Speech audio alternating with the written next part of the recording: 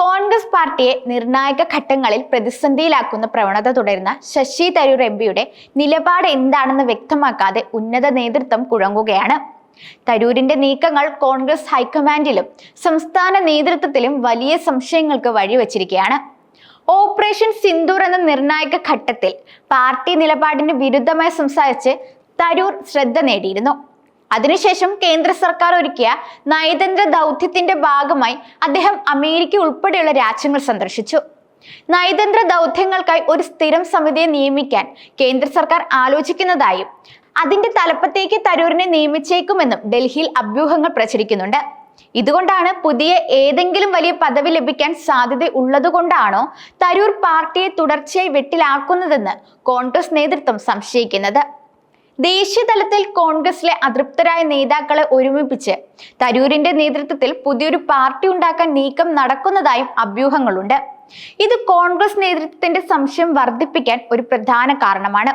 കോൺഗ്രസിലെ വിമതരെ പുറത്തെത്തിച്ച് പുതിയൊരു പാർട്ടി ഉണ്ടാക്കുക എന്നത് സംഘപരിവാറിന്റെ ഒരു തന്ത്രമാണെന്നും ഇതിനായി ശശി തരൂരിനെ ഉപയോഗപ്പെടുത്താനുള്ള സാധ്യത തള്ളിക്കളയാനാവില്ലെന്നും ചില നേതാക്കൾ ചൂണ്ടിക്കാട്ടുന്നുണ്ട്. തരൂർ എഴുതിയ പുസ്തകങ്ങളും പ്രസിദ്ധീകരിച്ച ലേഖനങ്ങളും പൊതുസമൂഹത്തിൽ നിലവിലുള്ളതുകൊണ്ട് അദ്ദേഹത്തിന് BJPയിൽ നേരിട്ട് ചേരാൻ പ്രയാസമുണ്ടാകും.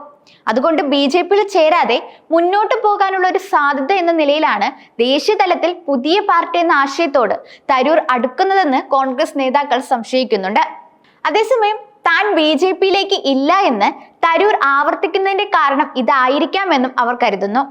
ഇതോടെ തരൂരിലുള്ള അവിശ്വാസം കോൺഗ്രസിന്റെ എല്ലാ തലങ്ങളിലും വ്യാപിച്ചിട്ടുണ്ട്. തരൂരിനെ അടുത്ത കാലത്തായി BJP വേദികളിലാണ് കാണുന്നതെന്നും പാർട്ടി വേദികളിൽ കാണാറില്ല എന്നും കാസർഗോഡ് MP രാജ്മോഹൻ ഉണ്ണിത്താൻ നടത്തിയ പ്രതികരണം ഇതിന് തെളിവാണ്. കൂടാതെ ഉപതെരഞ്ഞെടുപ്പിന്റെ പ്രചാരണത്തിന് തന്നെ ക്ഷണിച്ചില്ലെന്ന പരാതി വോട്ടെടുപ്പ് ദിവസം തന്നെ തരൂർ പുറത്തുവിട്ടത് നേതൃത്വത്തിന്റെ സംശയം കൂടുതൽ വർദ്ധിപ്പിക്കുന്നതാണ്. AICC general secretary Priyanka Gandhi പ്രതിനിധീകരിക്കുന്ന വയനാട് ലോക്സഭാ മണ്ഡലത്തിൽ ഉൾപ്പെട്ട നിലമ്പൂരിലെ ഉപതെരഞ്ഞെടുപ്പിന്റെ പ്രാധാന്യം കോൺഗ്രസ് പ്രവർത്തക സമിതി അംഗമായ ശശി തരൂരിനെ നന്നായി അറിയാവുന്നതാണ്. എന്നാൽ വോട്ടർമാർ പോളിംഗ് ബൂത്തിലേക്ക് പോയിക്കൊണ്ടിരിക്കുമ്പോഴാണ് തരൂർ ഈ പരാതി പുറത്തുവിട്ടത്. ഇത് മുൻകൂട്ടി തീരുമാനിച്ച ഒരു നീക്കമാണെന്ന് KPCC നേതൃത്വത്തിന് ബോധ്യമുണ്ട്.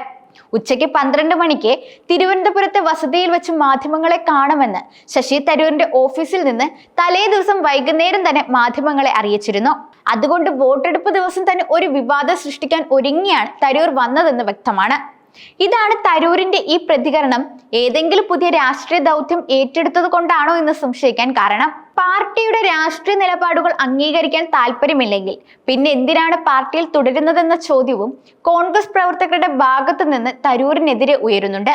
നിലമ്പൂർ ഉപതെരഞ്ഞെടുപ്പിന്റെ പ്രചാരണത്തിന് ക്ഷണിച്ചില്ല എന്ന ശശി തരൂരിന്റെ പരാതിക്ക് ഒരു അടിസ്ഥാനവുമില്ല എന്നാണ് കോൺഗ്രസ് നേതൃത്വം പറയുന്നത്.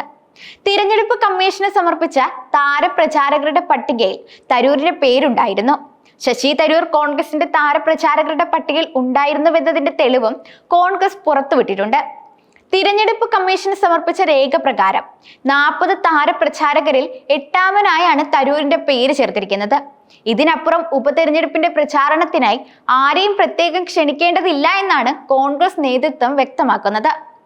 KPCCയുടെ മുൻ അധ്യക്ഷന്മാരായ VM സുധീരനും മുല്ലപ്പള്ളി രാമചന്ദ്രനും രമേശ് ചെന്നിത്തലയും ഉൾപ്പെടെയുള്ള നേതാക്കൾ വരുന്ന വിവരം അറിയിച്ചപ്പോഴാണ് അവർക്കായി പരിപാടികൾ ക്രമീകരിച്ചത്. ഓരോ ദിവസവും മണ്ഡലത്തിൽ എത്തുന്ന നേതാക്കൾക്കനുസരിച്ചാണ് പരിപാടികൾ തയ്യാറാക്കിയത്. തരൂർ എത്തുമെന്ന് അറിയിച്ചിരുന്നെങ്കിൽ അദ്ദേഹത്തിനായും പരിപാടികൾ ഒരുക്കുമായിരുന്നുവെന്നാണ് തിരഞ്ഞെടുപ്പ് ചുമതലയുള്ള നേതാക്കൾ വിശദീകരിക്കുന്നത്. എന്നാൽ വോട്ടെടുപ്പ് ദിവസം പരാതി ഉന്നയിച്ചു വന്ന തരൂരിന്റെ നടപടി കഴിഞ്ഞ 25 ദിവസക്കാലം കഷ്ടപ്പെട്ട് മുന്നണി സ്ഥാനാർത്ഥിക്ക് വേണ്ടി പ്രവർത്തിച്ച പാർട്ടി പ്രവർത്തകരോടുള്ള നന്ദികേടാണെന്നും നേതാക്കൾ ചൂണ്ടിക്കാട്ടുന്നുണ്ട്. ശശി തരൂരിനെതിരെ കേരളത്തിലെ കോൺഗ്രസിൽ നിലനിൽക്കുന്ന പ്രതിഷേധത്തിന്റെ തെളിവുകളാണിത്. കോൺഗ്രസ് നേതൃത്വവുമായി അഭിപ്രായ വ്യത്യാസങ്ങൾ നിലനിൽക്കുന്ന തരൂർ നിലമ്പൂർ ഉപതെരഞ്ഞെടുപ്പിൽ പ്രചാരണത്തിനായി തന്നെ ആരും ക്ഷണിച്ചിട്ടില്ല എന്ന പ്രതികരണവുമായി തിരുവനന്തപുരത്ത് മാധ്യമങ്ങളോട് സംസാരിച്ചപ്പോഴാണ് രംഗത്തെത്തിയത്. കോൺഗ്രസ് നേതൃത്വവുമായി തനിക്ക് ചില അഭിപ്രായ വ്യത്യാസങ്ങൾ ഉണ്ടെന്നും നിലമ്പൂർ ഉപതെരഞ്ഞെടുപ്പിന് ശേഷം അതേക്കുറിച്ച് സംസാരിക്കാമെന്നും തരൂർ പറഞ്ഞു. പോളിംഗ് ദിനമായതുകൊണ്ട് കൂടുതൽ പറയുന്നില്ല എന്നും നിലമ്പൂരിലെ പ്രചാരണത്തിനായി പോകാതിരുന്നത് ആരും ക്ഷണിക്കാത്തത് കൊണ്ടാണെന്നും അദ്ദേഹം കൂട്ടിച്ചേർത്തു.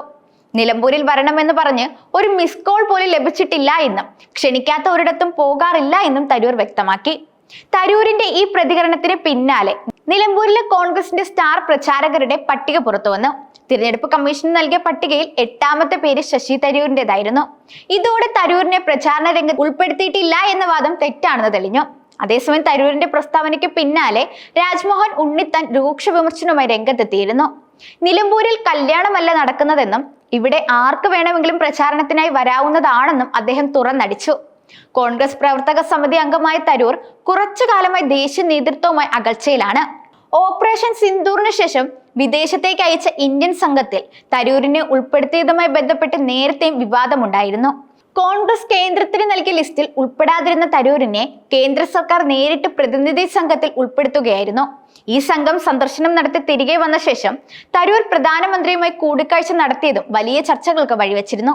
അന്ന് ഈ കൂടിക്കാഴ്ച പെഹൽഗാം മിഷന്റെ ഭാഗമായി മാത്രമായിരുന്നുവെന്നും രാജ്യവിഷയങ്ങൾ വരുമ്പോൾ രാഷ്ട്രീയം നോക്കാറില്ല എന്നും രാജ്യത്തിന്റെ താല്പര്യങ്ങളാണ് നോക്കുക എന്നും ഭാരത പൗരൻ എന്ന നിലയിൽ അത് തന്റെ കടമയാണെന്നും ശശി തരൂർ പറഞ്ഞിരുന്നു. തരൂരിനെതിരെ പ്രതികരണം നടത്തേണ്ട എന്നാണ് കോൺഗ്രസ് ദേശീയ നേതൃത്വം നിർദ്ദേശം നൽകിയിട്ടുള്ളത്. ഈ സംഭവ വികാസങ്ങൾ കോൺഗ്രസിനുള്ളിലെ തരൂർ വിഷയം വീണ്ടും സജീവ ചർച്ച ആക്കിയിരിക്കുകയാണ്. അദ്ദേഹത്തിന്റെ അടുത്ത നീക്കം എന്തായിരിക്കുമെന്ന് ഉറ്റുനോക്കുകയാണ് രാഷ്ട്രീയ നിരീക്ഷകർ.